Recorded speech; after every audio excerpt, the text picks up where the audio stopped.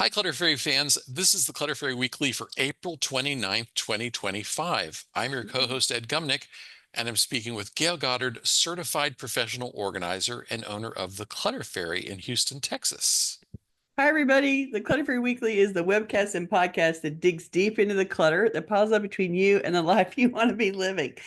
We explore the habits and behaviors that lead to clutter, and we suggest strategies to slow the accumulation, reduce the collection, and comfortably manage the stuff we decide to keep. If you're new to our Zoom meeting, we want to let you know that you can share your comments and questions via the chat, and I'll try to make sure Gayle addresses them before we move on to another topic. You can also use the raise hand feature if you'd like to ask a question or make a comment yourself via audio or video. And we're streaming the webcast live on Facebook, finally, so you can share your questions and comments there, and I'll relay them to Gayle. We're going to start by talking about last week's weekly tittle, which was called Assess Yourself. The assignment was to take the initial step of hiring yourself to work as your own professional organizer. Uh, I guess we would say, virtually by conducting an assessment of your project or space. I mean, you could do it for real and write yourself checks as well, but Right. let's hear from our participants in Zoom and on Facebook who self-assessed this week. Please let us know in the comments. A frequent Zoom participant and commenter who asked to remain anonymous shared her tittle report using the contact form on our website. She answered all of our self-assessment questions, and I'm going to share her answers. What would you like to accomplish? I want to have my paper stuff organized. She spelled it stuff, which I think was the polite way to describe her paper. Right. What is the timeline, and is there a deadline? She says, I want it organized by my birthday in mid-September. So she's given herself May, June, July, A August, September, reasonable, about yeah, 5 months. reasonable deadline. Who else lives in the space and are they participating in the project? My husband, he is the distraction. Right? Often true. How do you feel about the project? Overwhelmed, confused, unsure how long it will really take? What Mm. aspects of the project are you struggling with? Everyday distractions, trying to remember what I actually decided to do about XYZs. What have been your obstacles so far? Deciding on priorities. Mm. What are your first or next priorities to work on? All very important papers. She's capitalized VIP. All very important papers in a quick to reach and find and file place. And That's finally, always a good thing to aim for. and finally, what times of the week or weekend are you willing to schedule appointments to work on the project? And she says Monday or Thursday mornings if nothing else is scheduled. That's the problem. Those times are my buffer times for things and events that otherwise don't find a time. So what do you So, think? but I'm going to respond to the part about the scheduling because if you're trying to um, move the project forward in time slots that are generally reserved for something else, like you said, it's buffer times for events that don't find a time, and so it sounds like they're the Monday and Thursday morning is there, but they're often used for something else. So then you're not getting consistent work done on the project. So I think you have to surrender one of those times as a buffer time and make it an organizing time, or you have to find another time that you're willing to surrender some of your free time to work on the project and to do it consistently and not let it get bumped off the calendar by something else. So if you use those appointment times only if something else doesn't come up, you're not going to get very far down the road and you won't be done by your birthday. So in September. So I think it's important to find a dedicated time that becomes a permanent appointment that you keep with yourself, however long or short that is, and however many iterations over the week that you can do. If you can only do one a week, fine. If you can only do the second Saturday of the month, fine. You just have to pick something that becomes an appointment that you honor and don't bump off for something else. And Yeah, that's the only way you're going to make headway. yeah. I did Truly. like the very clear first priority of getting the very important papers in a quick to reach and find and file place. That's a Right. that's a really good clear goal. And and it gives you the probably the that those papers are the ones that you're having the anxiety about. Like, what if I have to have those important papers? How will I find them in an emergency? And so if you can concentrate on locating those papers and putting them all in one place that you can find easily and grab in case of emergency, you will feel less stress. You will definitely relieve some of your own stress around it. And so that's a great thing to, like, you don't have to fix all the paper. You just have to dig through and find the pieces that you think are valuable and centrally locate them. And in some kind of container that is portable, so that if you have to grab it and run out of the house, you can do that. And so you got to grab it to run to the hospital, you got to grab it to run away from the fire, you got to grab it to run away from the hurricane, whatever's happening that's an emergency, you need to be able to grab it and run. And so being able to corral those papers down for yourself, I think will relieve a pressing anxiety that you're feeling right now and allow you to then focus on the stuff that isn't very important papers afterwards. And that's that's a good priority to pick. And I think it will be worth the effort because you'll feel relief. Yeah. Let's see, other reports coming in. Catherine says weeded areas outdoors and added mulch. Woohoo. Did the Um, same thing. you did?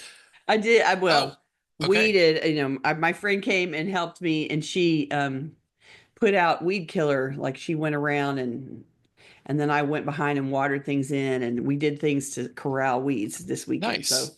yeah. May says organized my dental area and found about 25 new toothbrushes I'll never use. Free from dentists twice per year. Those are a Right? great thing to donate to a women's shelter or a family shelter. Yeah, yeah. Um, Fresh unused toothbrushes. Great idea. let's see what else. Catherine says, find that to have a to-do list motivates me, and watching those items on my list get crossed out. Yes, that is very true. All right.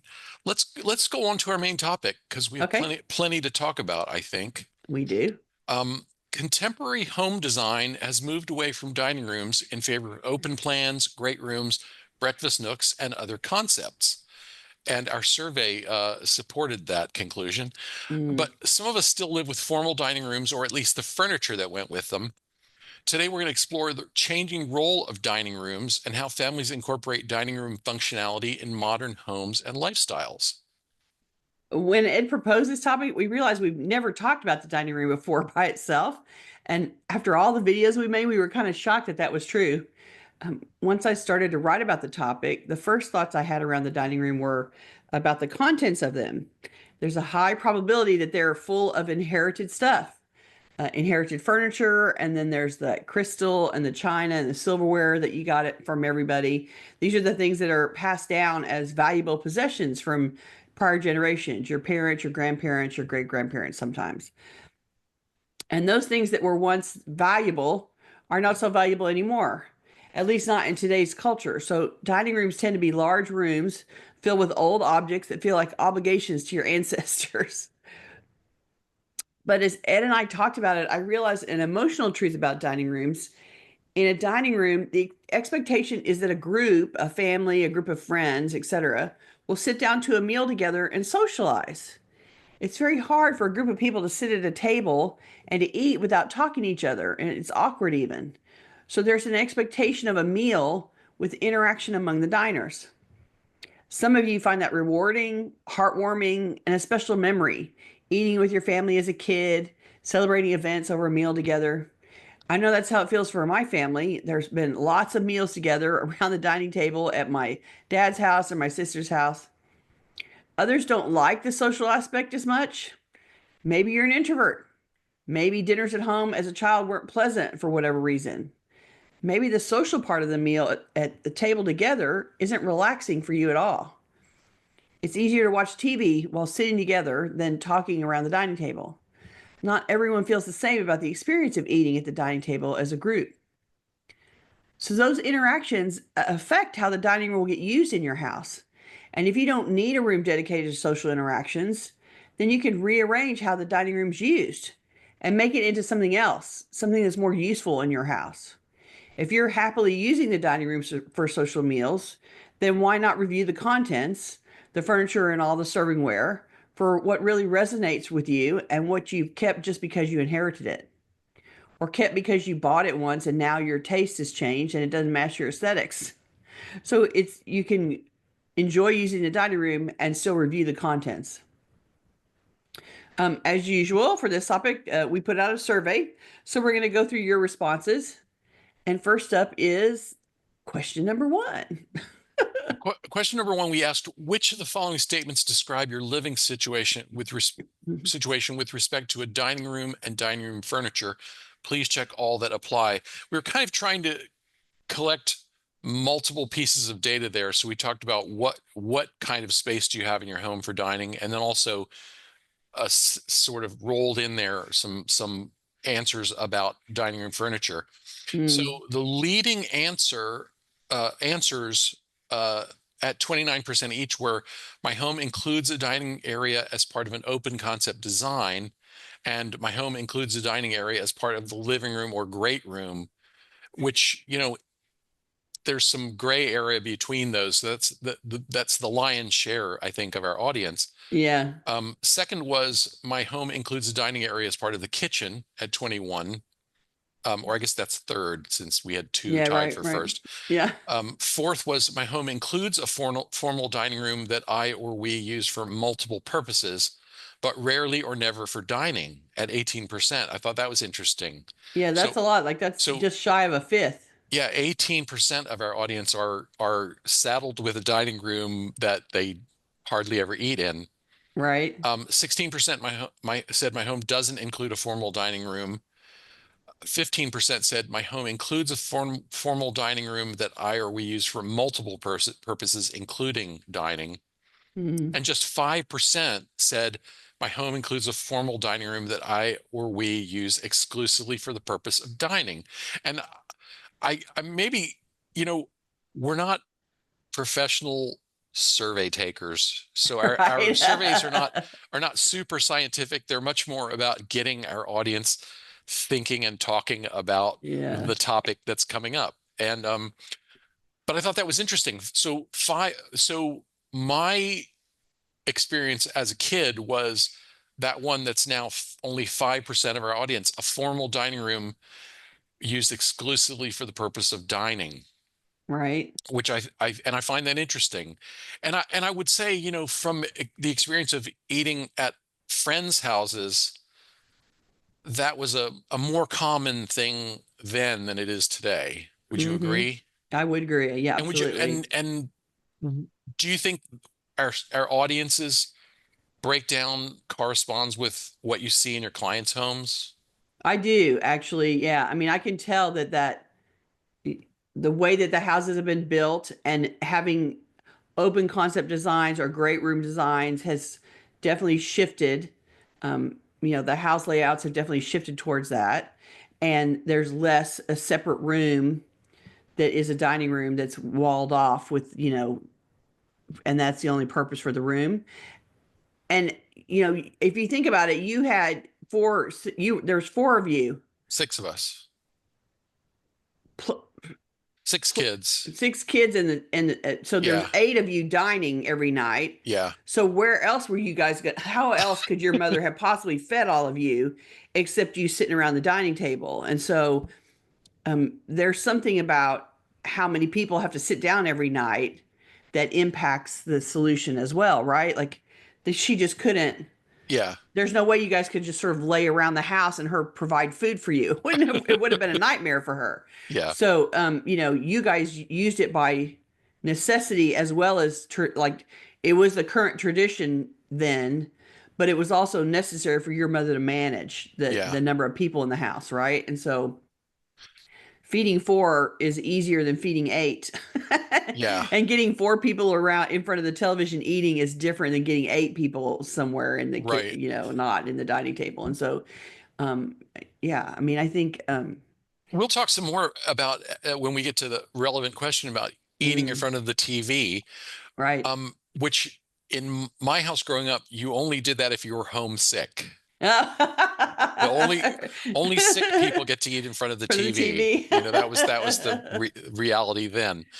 Um, Uh, we also add other choices on the list where my home wasn't designed to include a dining area, but I have set up an eating area in the space. That was just 3% of respondents. And then not a lot of response to the bits about dining room furniture. If not 3% of people said my home doesn't include a dining room, but I have dining room furniture that I use to store items related to dining and entertaining. That's my current situation because we're now mm, in an open concept space that I think the architect probably did not intend for people to, set up a dining room. There's mm-hmm, kind of nothing dining room friendly about it. We have a great big long island that I think is where we're expected to eat, you mm, know. mm-hmm. And then just one respondent answered, my home doesn't include a dining room, but I have dining room furniture that I use to store items unrelated to dining and entertaining. Ah, So also very interesting, aside from those options, we gave people a chance to answer, to check other and then elaborate on that, or to elaborate on the answers they'd given above. And Lee said, one, my husband would like the dining room to be used primarily for dining. Sadly, my paper and other clutter make that impossible. Worse is that the dining room is completely visible from the living room, so my mess in the dining room also causes diminished peacefulness in the living room. mm, Two, using the dining room table for sorting mail and reading the newspaper in addition to dining would be acceptable if cleaned up promptly afterward. okay. Three, it takes a lot of stuff shuffling to have the dining table available for guests to dine at. This risks the misplacement of bills and other important paperwork. Mm, okay. Or I hope that I can use Ed's example of committing to a certain amount of time per week to work on the backlog of paper. Over the past 30 plus years, paper clutter has taken over 2 complete rooms and a significant portion of 2 other rooms. Wow. So I hear the project parameters, 2 rooms full of paper and 2 more rooms partially full of paper, plus the paper that's living in the dining room that's more current. That's a lot of paper to get through. It's not going to be a fast project. You're in for many hours of processing work. But if you've lost the basic use of 4 rooms already, I think it's time to start the digging out process immediately and to find a better place to handle bills and work on paperwork. If your husband wants to have dinner in there and you don't want to have to risk losing control of your um, current bills and current paperwork by clearing it off when the guests come to stay or to come to eat there, then I think you've made the dining room into an office, and we need to find another place for your office to be, something permanent that is not the dining table. Um, or else we need to create a small portable system that you can work out of and pick up and move easier when it's time to clear the table. I'm guessing that one of the 4 rooms that is drowning in paper was originally an office, Or and guest it's room, yeah, yeah, with an and it's area been for an taken office. over, right? And so that that that would be a good place to start, in addition to figuring out how to make the stuff that's on the dining table portable quickly so that you can move it in when you need it or and use the table at night. I would focus on digging out the office first so that you can move back into it and try to shift that functionality off the dining table back somewhere else. Big project. You got a big project in front of you. Her point, her point number three really struck me, that shuffling stuff off the table to be able to entertain guests jeopardizes, I think we think a lot about how the clutter jeopardizes the primary function of eating, but that the eating also jeopardizes the secondary function of managing your current paper Yeah, is doing a her very paper important point, processing. that I would sort of encourage, anybody in our audience who's using a table, multitasking their table as both an eating place and a paperwork place, pay attention to how both functions are diminished Right. by using the space in By that sharing shared it. way. Yeah. Yeah, all the more reason to try to relocate it somewhere else so that you don't have to disrupt it. And your husband can have the wish that, he wants to eat at the dining table. Yeah. Not unreasonable. L says, I have a dining room, living room combined and only use that area a couple of times a year. It includes a dining table for six, a matching hutch, and matching chest of drawers inherited from my parents. The living part of this area has a fireplace, which I never use, a couple of curio cabinets with family heirlooms, and a couple of swivel chairs, which can face the fireplace or the windows that look outside. My husband calls this wasted space. I also have a dining nook in the kitchen, which is used for crafts or office type projects. You're giving the perfect example of the museum to family past that exists in a lot of dining rooms. Inherited furniture, family heirlooms, curios. These are the kinds of things that end up in a dining room that then no one ever uses or looks at. It sounds like a perfect place to truly reimagine its purpose. Why not use that space for something else and get rid of the inherited furniture that creates unused space? It could be an office or a craft room.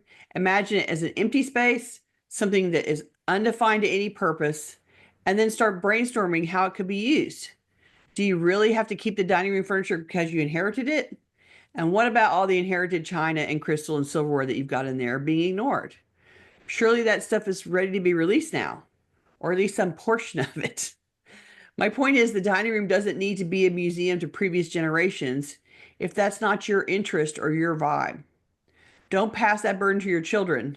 Release the inherited stuff now for someone else to use and to enjoy to their needs. An anonymous respondent said, we rarely use the dining room for anything at all, except holiday dinners, and occasionally use the table as a desk for business paperwork. The room goes to waste most days. It's great that it works for family dinners on holidays. You can also reimagine a space like this.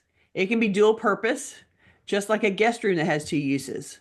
What else could you use the dining room for more often or most of the time that then gets broken down for the holiday meals? It it is a room in the house. You might as well use it for something that you need to do and need to do more often than a few times a year for the holidays. And so if you have to break down something two or three times a year so your family can come over, that's not too much of a burden as long as you create it so it's easy to break down. And in the meantime, you can make better use of the dining room and not have it be isolated over there for three times a year. Well, Just a thought. and you want to make sure that when you break down the ordinary day-to-day functions of the space, that you have good, clear, designated storage so that you don't have to make a mess of it to put it all away. Exactly. That's exactly right. Our next question was, please complete the following statement. Members of my household and I eat most of our meals blank. And the we offered examples, and one of them I said was, standing at the kitchen sink, and a surprising number of people said that they eat standing in the kitchen. I think, single people, you pull out the thing you're going to eat or, cook or reheat, and you cook or reheat it, and then, there you are. You're not waiting for someone to join you. So you just dig in right there in the kitchen. Isn't that funny? I've never done that. I know people do it, and I have never thought standing with my food in the kitchen was a good idea. But I do know people do it. I did it yesterday for a snack, but I think that was partly because reading survey responses had put the idea in my head. It's like, I think I'll eat standing over the kitchen Let sink. me stand in the kitchen sink and catch my crumbs. That's Well, there funny. are those who say that, meals that you eat standing over the kitchen sink have fewer calories. Not sure what the science behind Oh, that is would that my be, but problem is because I'm mhm. not standing while I'm eating? Oh, there you go. Um, That's funny. the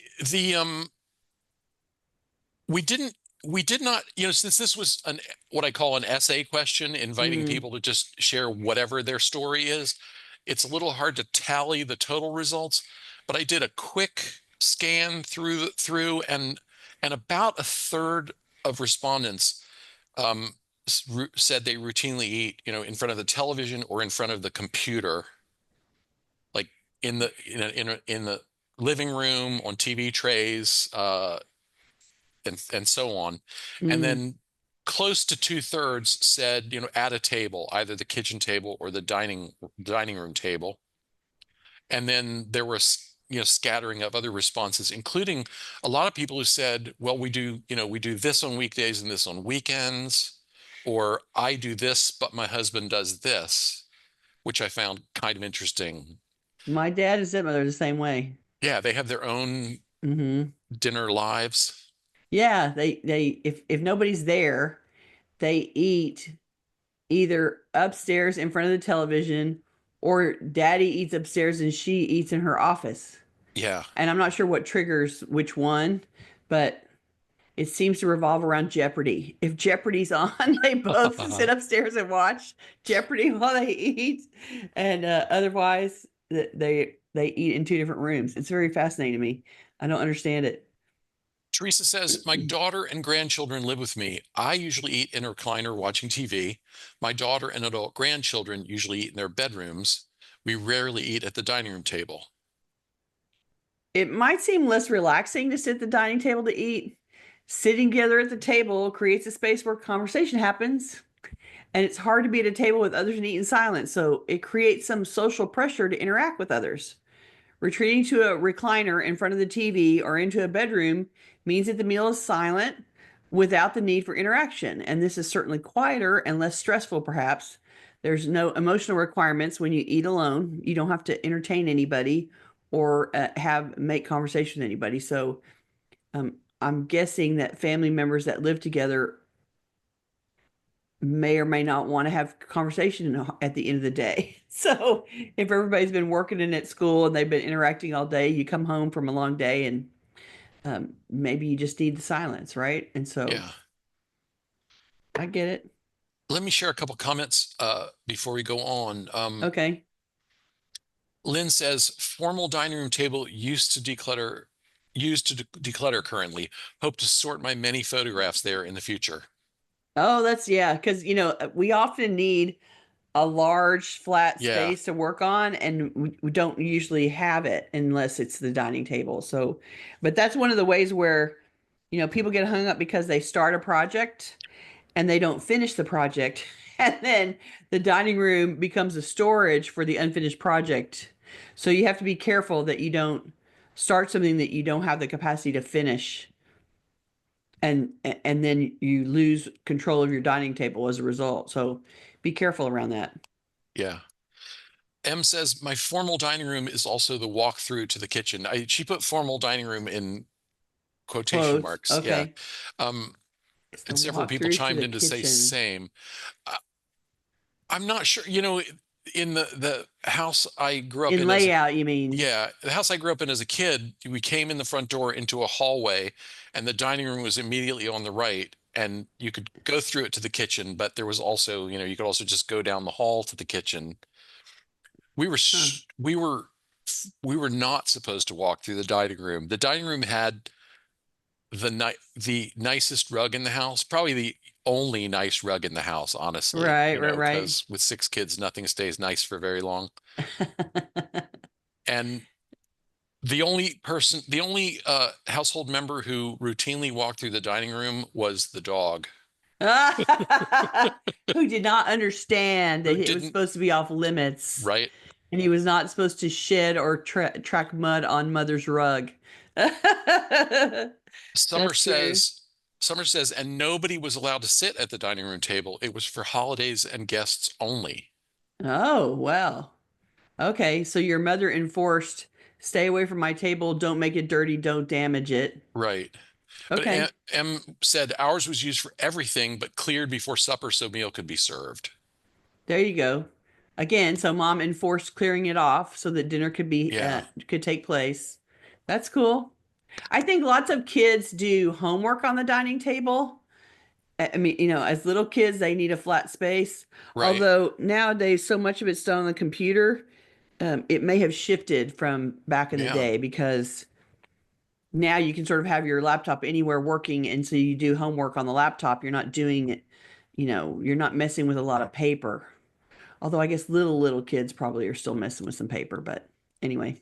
And Patty commented, not just single people eating at the kitchen counter standing. I am married, but do it occasionally when I'm busy. Right? Wow. To me, sitting down to eat is a timeout. And so I don't think of it as something to do in a hurry. Yeah, Even if I eat in a hurry, I still go sit down somewhere to do it. yeah. We're all different, aren't we? Yep. Let's see. Returning to where do you eat? Ellen says, I live alone and eat most of my meals in my recliner while on the computer. And if you live alone and you want to look at the computer while eating, that totally works. So there's no great need to have a dining room then. You don't really need to worry about having a dedicated room to eating. And, maybe you can decide that the dining room could be used for something that's more useful to you. Or the dining or the space if you don't have a dining room. Right, But the dining since space we in kind the of concluded that most of our audience in doesn't the have open dining rooms. area. Yeah, Yeah. yeah. Lee says, members of my household and I eat most of our meals at the table, the counter, in their room, daughter, and sometimes in front of the TV. So your household sort of does it all. So that sounds like. And so that's great. That means you're getting some use out of the dining room and to have meals as a group. And it says most of our meals at the table. So that's cool.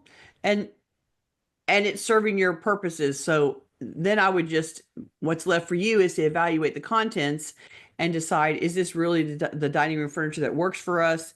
Is it really the stuff that we like?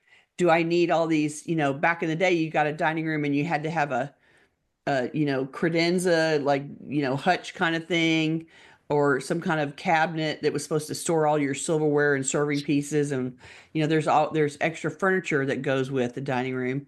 And maybe you don't need all that stuff anymore. Maybe you don't need the contents. Maybe you don't need the furniture. So you can review it and see if it's set up that to serve you well or not, and make some changes if it's not working. Okay, our next survey question was about where you feed guests when you have company for dinner or lunch. Um, so we asked people to complete the following statement. When I want to entertain guests for a meal, we usually eat blank.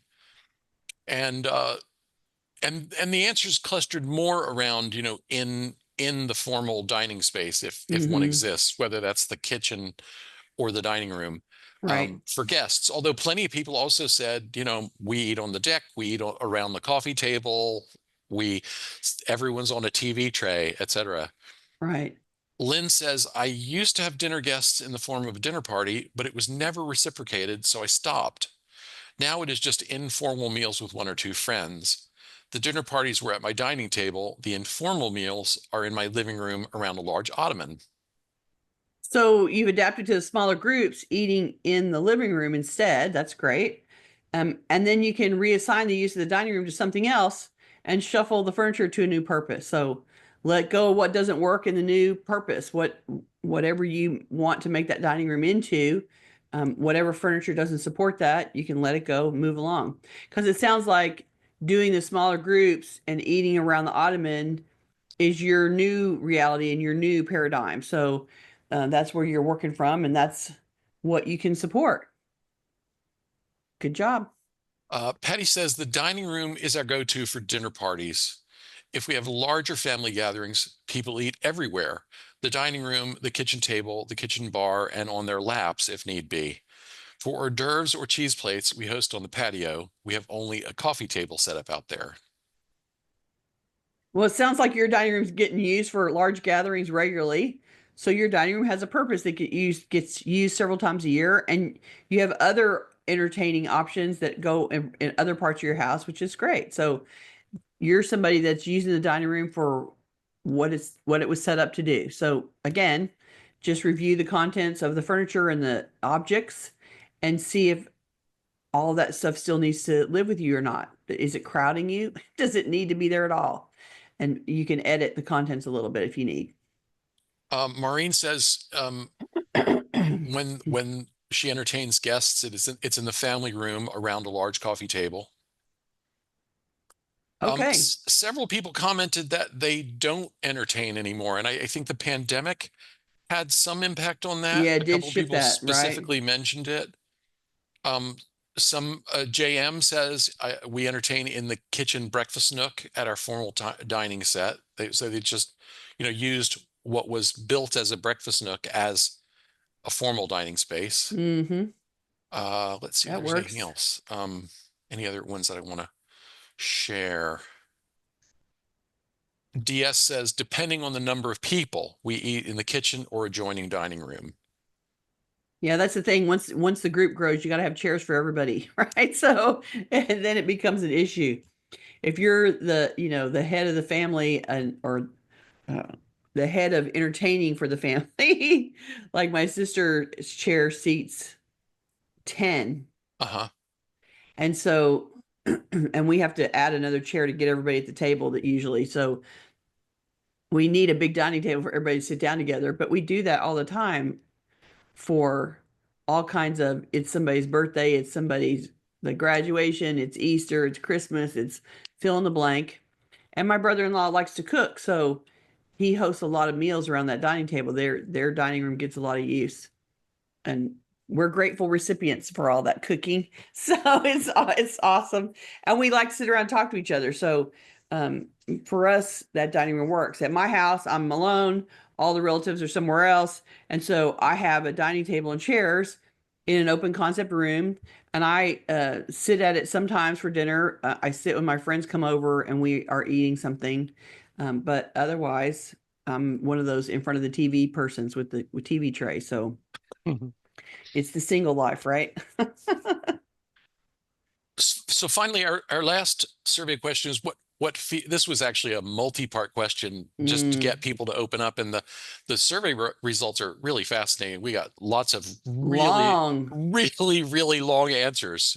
Yeah, clearly people had things to say. So the questions were, what feelings or memories, positive, negative, or in between, does the phrase dining room evoke for you?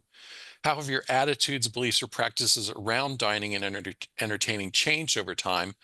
What impact, if any, do dining and entertaining have on the clutter in your space? Becky said, the dining room has always been used to eat. Growing up, we had our meals in the kitchen and ate meals in the dining room on special occasions. It was, she said eight, but I'm wondering if that, eight, the number, but I'm wondering if that was Yeah, yeah. my She meant voice and she meant ATE. Yeah, ATE. Yeah. yeah, yeah. Um, it was never cluttered. I love having people over, and when I downsized, it was very important that I had a dining area in which we could all be around the table eating family style. I moved about 4 months ago, and I've had people over an average of once a week. It is getting used, and it gives me joy. So you enjoy the social aspect of dining and you're making it happen once a week now, and that's really great. So exactly the use it's designed for, and you're getting the, benefit and the reward of interacting with your friends once a week, which is great. Good for you. Gracie says, positive vibe, happy childhood memories. My dining room is partially open concept, and the space has lots of natural light. I've struggled with the pile of bills and work backpacks that I so easily dump on the dining room table. But I've recently developed a workable system that keeps this area organized for working from home and mostly clutter-free. So, along with the happy childhood memories, you converted the dining room to a work from home space. So, it's now being used as a home office instead of a dining room mostly. And that's a valid conversion to a new use of the space. And it works for you. And you figured out how to make it be clutter free. And that's awesome. And if you are living alone and coming home and using that as a work from home space, then you can make dining happen somewhere else. And that can be your new home office. And great, good job. Kathy says, I never had a dining room growing up. So when we bought our house, which had a dining room, I guess my feeling was I'm supposed to entertain. Turns out I don't enjoy cooking for or entertaining others. If I had to do it all over again, I wouldn't buy a dining room table. I would make the dining room a library. Oh, there you go. Well, you can do it all over again. You own the house, you own the furniture, you can do it different.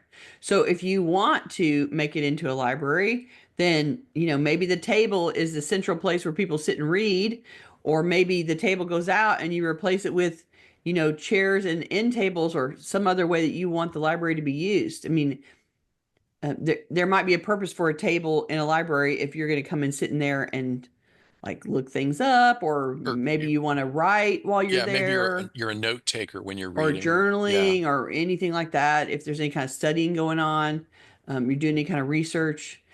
So, but you can certainly, I I agree with you about that. I find entertaining very stressful instead of fun. Ed finds it fun and he is happy to do it. I find it super stressful to do. And so I've always been one who attends these events. I love being there for them, but I do not like being in charge of making them happen. I find that super stressful. And so I wouldn't have taken an empty formal dining room and filled it up with dining stuff for the purpose of entertaining others, because it would never happen at my house. So that's how it works. And you got to develop, like, don't assume that because it's just somebody wrote dining room on the architectural plan, that's where you have to make a dining room. It's just another room in the house. So reimagine it how you want it and make it what's going to work for you. Totally agree with you about that. Just make it happen. Cece says dining room table at home as a kid was used just for holidays with special tableware. Pleasant memories. Ate at table in kitchen otherwise. Current apartment is small and I don't entertain. I'm a senior citizen and have no interest in or energy for entertaining people other than my adult kids. I'm very informal. Dining room table used for crafts. There you go. Lots of dining rooms get converted to craft rooms. So I think that at this stage of your life where your adult kids are coming over and they're probably helping you, if they're going to be there and you guys are going to eat together or do something there together, then you guys are doing it. Your kids are participating. And so why not let it be your craft room and set it up like that? And you guys can figure out another way to eat when they come over. That makes perfect sense. So here's a counterpoint. Selena says it feels like a separate area just for a table and chairs where you have to sit straight and use fork and knife. It's overrated. Eating alone or with someone in front of a laptop while watching a movie is so much better. So it sounds like you don't see it as a relaxing place and a little bit overwhelming. You're more relaxed watching a movie with someone, so you're sharing the space without needing to interact. So a dining room just doesn't work for you, and you can make it something else. I mean, as you've described it, you're rejecting the social interaction part of being at the dining table, having to sit up and use a fork and knife and be there talking to people. So if that is not fun for you, then you don't need to have a dining room set up that way. You're a perfect candidate for reclaiming it and making it be something else that works for you. 100%. So let me share some comments. M says, I don't see how people eat a balanced meal if they are not at a table. How do you balance a salad, cut the food, not spill the soup? And she goes on to say, so I'm now wondering if not sitting down at the table with place settings is part of the reason Americans are overweight from an unbalanced diet designed for eating with one hand. Interesting. There is certainly that convenience factor that has to be impacting that aspect of dining. That if it's convenient to eat at the TV tray, or if it's convenient to eat standing up in the kitchen, it's probably not. It's probably not home cooked food. It's probably something else. And so, fair point. There are a lot of complexities in this topic because Mm, you know, TV has become so much more, when we were kids, there were three channels of nothing on, and now there are hundreds of channels and cable and streaming and and a computer screen and a phone screen. right and games to play and Yeah, a all thousand other things. distracting. And I think, I do think there's also some I think there's some research suggesting that eating in front of the TV, watching a YouTube, whatever, it's eating in front of a screen, Yes. it's easier to overeat because you are in this sort of mode of passive consumption. You're having a entertainment or information just sort of poured into you, and it's very easy to eat absent-mindedly and thereby eat too much. And you also can't, if you're watching in that way, then you're never interrupted from eating to talk. Right. When you're sitting at a dining table, you have to put the fork down some to have conversation, Yeah. and you don't eat as fast. I think that we sitting alone at the TV tray with the TV or the screen means that you can eat faster. Right. And so you don't get your I'm full signal in the same way as if you're sitting at the table and being, more relaxed and slow around Yeah. eating. Well, and Yeah, I also can see that. I think those of us who grew up eating always seated at a table, that was also kind of the focus of etiquette training. Oh, right. Most of the manners that we learned as kids were related to eating. You don't talk Yeah. with your mouth full, and um, just various things about how you handle how you handle, no elbows on the table. Right. Lynn's holding up a napkin. You got to have your napkin. Yeah, yeah. Um, And you got to use the right fork. Let me share some more comments. Naomi says, when I was living with roommates in my 20s, I remember that I would examine furniture catalogs. I felt that acquiring a dining room hutch would be the transition to full adulthood. Oh, that was the symbol of being a grown up, huh? There you go. Naomi also said, I'm shocked at the idea that people who live together are retreating to eat separately. Mm. I find that interesting too, because Jaime and I almost always eat together, not 100% of the time. Like if I'm, in the middle of a work day, he'll feed himself lunch and let me Yeah, yeah, fend for yeah. myself. But that's Yeah. because I'm, following my own schedule, Right, right, right. you Around know. work. But it's interesting to me when there's several generations like that. Like if you think about what it's like to be a teenager and you so don't want to talk to your parents or grandparents, like the idea of, sharing personal things, what happened at school, what you and your friends are talking about, like that is the stuff that the parents drag out of you against your will when you're a teenager. And so the idea of, oh my God, I have to avoid sitting at this meal where my parents and grandparents are going to go, so how was your day? And then expect me to answer it. Like I can see why teenagers retreat away from that because given the option, like you said, it wasn't an option at your house, but I think that, for other people, if they have the option and they're young, they're going to run from the adults like really hard. And so that doesn't surprise me. And I guess once some people retreat, then it seems less likely that the rest of them are going to stay at the table. Right, So, yeah, they're kind of setting a parameter there. But I think that's not everybody is dealing with, like you and Jaime are the same, generally the same, you're adults, nobody's a kid. right, And the places where we've seen them retreating have involved, grandma, daughter, grandkids. And so there's right. several Often, age levels there. And yeah, or adult children. Yeah. yeah, yeah. Dawn says we host 10 to 12 regularly for holidays. Our kitchen table seats eight comfortably, and it's tight with guests. No formal dining room. Every day, my dear mother-in-law has a puzzle board on half of it that we move for holiday meals. Oh, there you go. She's working puzzles every day. Well, that's cool. So, she's using it as a desk space, which is comfortable for her, I'm sure. And then, it's on a board so it can be moved. So that's great. You guys worked it out.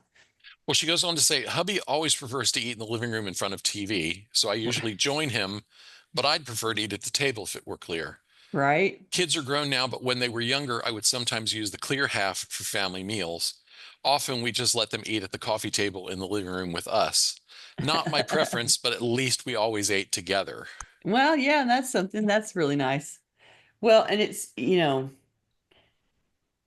while I was visiting just last week, my dad at one point said, I would like to eat at the dining table. And I think that my stepmother was kind of surprised. So we had a couple meals while I was there because I was there where we went and sat at the dining table to eat dinner. And it meant that we sat there and talked to each other. And I think that was part of what he wanted. Like he's a super introvert, but when I'm there, he wants to interact some. And so that's what we did. And it was fine by me. I don't mind talking to them. So we had a great time. But I think it was unusual for them. It's something that he asked for special because there was somebody in the house. Oh, good one from M. M said, also, we had to ask to be excused from the table. Oh, remember that. Yeah, we I did remember too. May that. I please be excused? You could not leave the Right. table until you said the invoked those words. Like there was no running away. I'm not sure how strong that holds nowadays. Yeah, That was some old school manners that reflects our age. We're dating ourselves a little bit, guys. just a little. No, it's a really interesting topic, and so Surprisingly so. Like I didn't expect where it turned when we started talking about it. I was like, "Oh, this is way more than just you inherited all the crystal and the china in the dining room. That there's a lot more going on here." another great comment from M. M is on fire today. M says, some nutritionists remark about mindful eating in quotation mark, Right, right, which right. involves small bites, thorough chewing, and an awareness of the food. This enhances good digestion.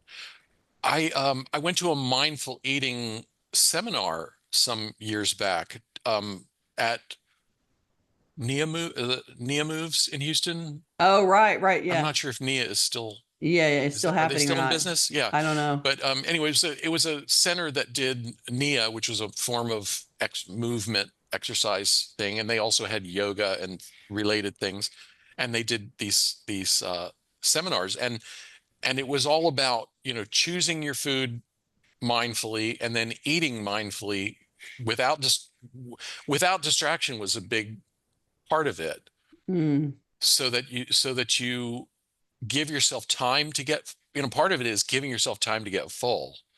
Yeah, and for that signal to come back and for you to register. Yeah. Yeah, yeah, I hear you. I think Uh, because of our time, I think we have to go to the tittle. well, yeah, we started really late though, so I was Oh, gonna okay, let okay, us run over a little bit. Yeah, okay. we should move on.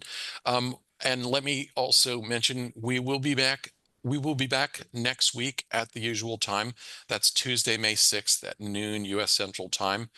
The topic is going to be something in the area of emotions, because that's what's on our schedule. We haven't, Gail and I have not yet nailed down the specifics, but it's going to be about emotion, habits, and how they impact our clutter and efforts to organize. So watch your email for an announcement. Gail, go ahead and give us the tittle. This week's tittle, a peaceful table.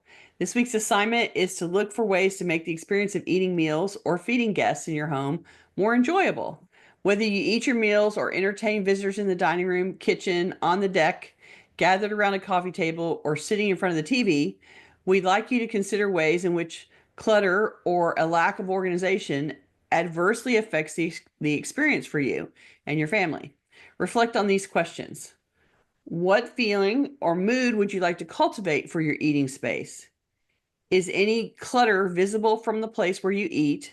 And does it detract from your enjoyment of the meals? Does your eating space share functions with other activities? Could you relocate any of those activities elsewhere so that they're not part of the dining area?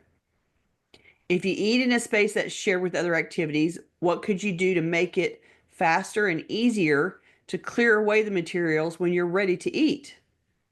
And what other changes to your living space could make dining and entertaining more satisfying and relaxing? So we're asking you to look at how it functions, how you use the space, and how you can improve it, so that wherever you eat works for you as a family. And come back and tell us about it next week. We'll be ready to hear. We went down a lot of rabbit holes today because the survey responses, brought up a lot of We're so interesting stuff rich. Yeah, yeah. They were about very thorough. food and eating and the changes to our lives and our world in recent generations. But we Mm-hmm. wanted to bring it back around to the topic of clutter, at least with the tittle. Right? All right. Exactly. If you're watching this on YouTube, we would love for you to join us live. To get notifications about upcoming events, we invite you to join the meetup group by visiting cfhou.com/meetup. You can also follow us on Facebook by visiting cfhou.com/Facebook. or join our mailing list by visiting cfhou.com/subscribe. We love to hear from you, so please keep your questions, comments, and topic suggestions coming on YouTube, Facebook, or anywhere that you find us. You can always reach us through the website at clutterfairyhouston.com. Thanks everybody for joining us. It was a fun topic for us to explore today. I hope you got something out of it, and we will see you guys next week. Bye-bye. Bye.